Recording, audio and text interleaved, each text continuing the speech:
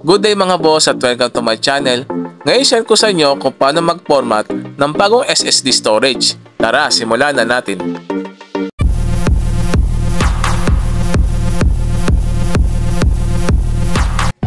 Mga boss, kapag bagong bili po ang ating SSD or HDD ay hindi po agad ito babasahin ng computer kapag hindi po siya na-format. Mga boss, madali lang po mag-format. Sundan nyo lamang po ang gagawin ko. Mga boss, ikabit na po natin ang SSD.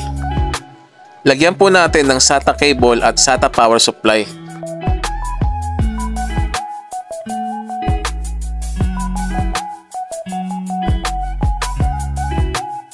Mga boss, i-open po natin ang this PC.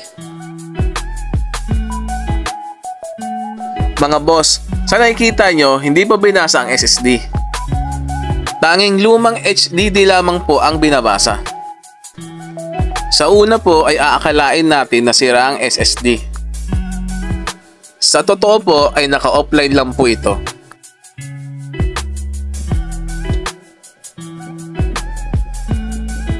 Mga boss, sa search bar, i-search po natin ng disk management.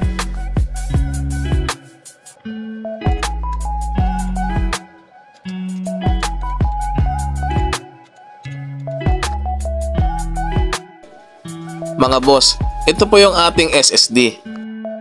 Hindi pa po siya naka-online. At hindi pa po nakalocate ng storage.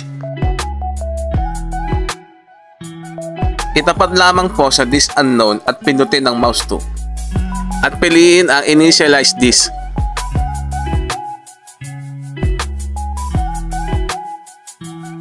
Pindutin lamang po ang OK. Mga boss, ngayon po mapapansin nyo na naka-online na siya.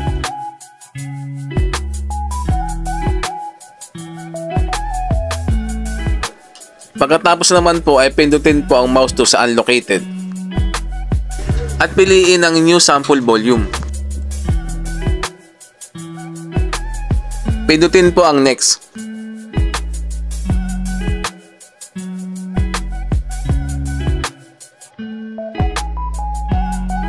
Mga boss, nasa sa inyo na po kung gusto nyo baguhin yung letter.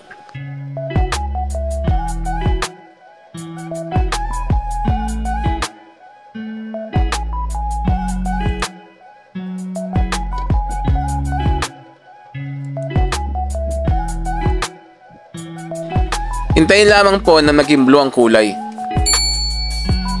Ibig sabihin po nito ay binasa na po ang ating storage. Maaari na po natin gamitin ang ating SSD.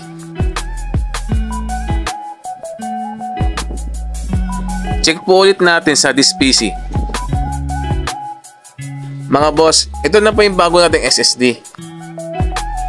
Pwede na po tayo mag-download ng OS or mag-download ng games at apps. Mga boss, sana po yung nagustuhan yung aking vlog. At huwag niyo po sanang kalimutan mag-like, share, and subscribe sa aking channel. Hanggang dito na lang po at maraming salamat po. Boss, if you learned something on my video, make sure to like, share, and subscribe to my channel.